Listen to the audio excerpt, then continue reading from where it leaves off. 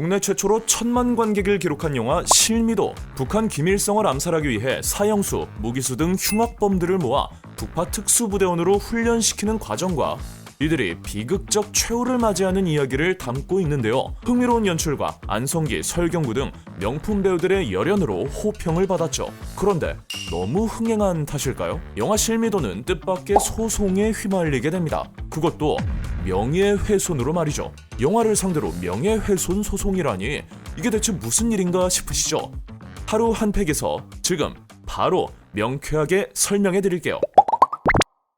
자, 먼저 살펴봐야 할 것이 있습니다. 우리나라 헌법 제21조. 모든 국민은 언론, 출판의 자유와 집회, 결사의 자유를 가진다. 우리는 바로 이 조항에 따라 표현의 자유를 보장받고 있죠. 또 헌법 제22조를 보면 모든 국민은 학문과 예술의 자유를 가진다고 명시돼 있기도 합니다. 그래, 우리나라는 표현의 자유가 보장되는 나라지. 근데 도대체 어떻게 자유로운 상상과 창작을 바탕으로 하는 예술인 소설이나 영화를 명예훼손으로 고발한다는 거야? 그건 표현의 자유 침해 아니냐고? 라고 생각하실 수 있는데요. 맞습니다. 만약 그 내용이 100% 허구, 즉 모든 내용이 창작자의 머릿속에서 꾸며져 나온 이야기라면 말이죠.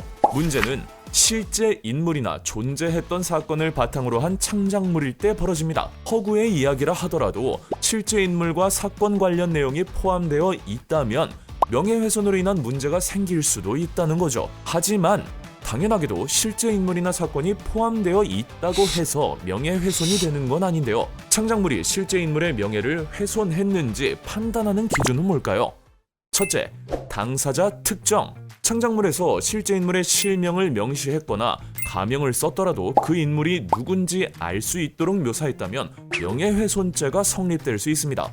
둘째, 사실 또는 허위 사실의 적시. 실제 인물을 극화한 극중 인물을 묘사하면서 실제 사실과 다른 내용 또는 없는 사실을 바탕으로 하여 그 실제 인물에 대한 사회적 평가를 저하시킨 경우 문제가 될 수 있습니다.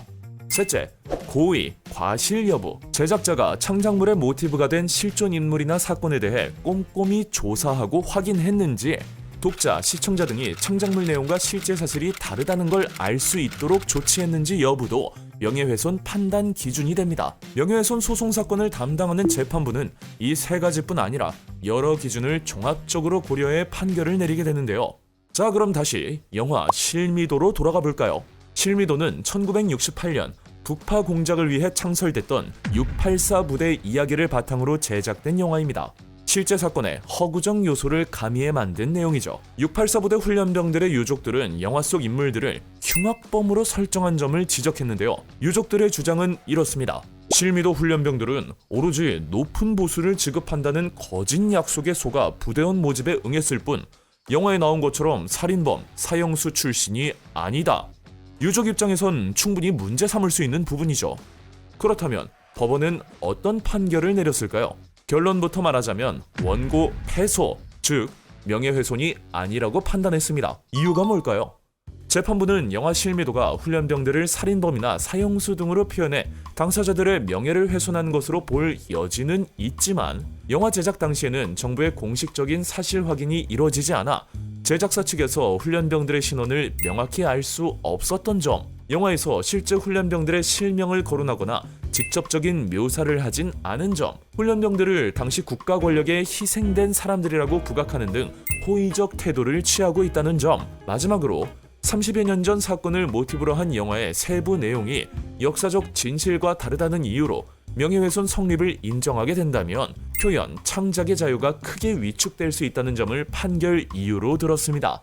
684 부대 훈련병 유족들의 명예훼손 주장이 받아들여지진 않았지만 실제 인물과 사건을 소재로 한 창작물의 명예훼손 성립 여부에 관해 여러 시사점을 주는 판결이었습니다. 잠깐만요. 이런 판결도 있었는데요. 1991년 이모군 유괴 사건을 모티브로 한 영화 그놈 목소리 기억하시나요? 2007년 이모군의 양어머니 A씨는 영화의 상영을 금지해달라는 가처분 신청을 제기합니다. 이유가 뭘까요? 바로 목소리 때문이었는데요. 실제 A씨의 목소리가 영화에 삽입되었던 것이죠. A씨는 영화에 내 목소리가 사용되어 명예훼손은 물론 사생활까지 침해됐다라며 영화 상영 금지를 요구했는데요. 법원의 판단은 어땠을까요? 법원은 A씨의 음성을 삭제, 변조하지 않고 DVD나 비디오를 제작, 판매해서는 안 된다 라고 판결했습니다. 표현의 자유의 근거가 되는 헌법 제21조 제4항에는 이 같은 내용이 명시되어 있습니다. 언론 출판은 타인의 명예나 권리 또는 공중도덕이나 사회윤리를 침해하여서는 아니 된다. 자유로운 표현이 누군가의 명예를 훼손하고 권리를 침해한다면 그 표현에 대한 책임과 제한이 따를 수 있다는 뜻이죠. 실존 인물이나 사건을 모티브로 한 창작물은 늘 대중의 관심을 받곤 하는데요. 표현의 자유가 중요한 만큼 이를 온전히 누리기 위해선 막중한 책임감도 따른다는 사실 꼭 기억하세요. 이번 영상에 대한 생각 또는 하루 한 팩에서 다루어졌으면 하는 내용이 있다면 댓글로 남겨주세요. 그럼 안녕!